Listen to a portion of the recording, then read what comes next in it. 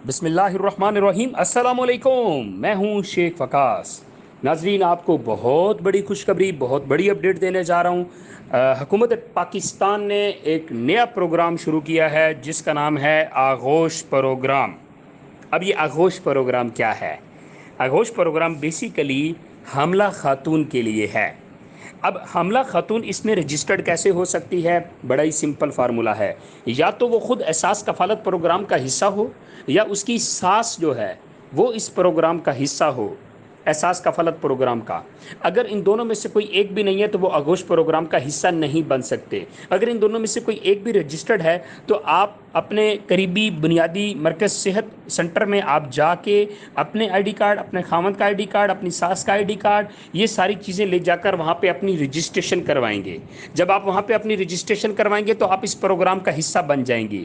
ابھی حاملہ خواتین جو ہے ان کو جو پہلا ٹیکہ لگتا ہے اس پہ اس کو 1000 ملے گا، جب دوسرا لگے گا تب اس کو 1000 روپے ملے گا، جب تیسرا لگے گا تب اس کو 1000 روپے ملے گا، جب چوتھی بار اس کا معائنہ ہوگا تبھی پھر اس کو 1000 روپے ملے گا۔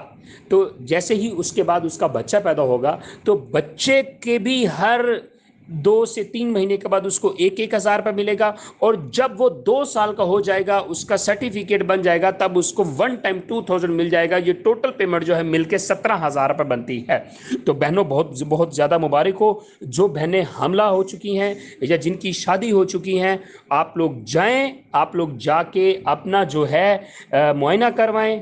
آپ 1000 پہلے سب سے پہلے رجسٹریشن کروائیں، مرکز بنیادی صحت سینٹر پہ جا کے اپنی رجسٹریشن کروائیں۔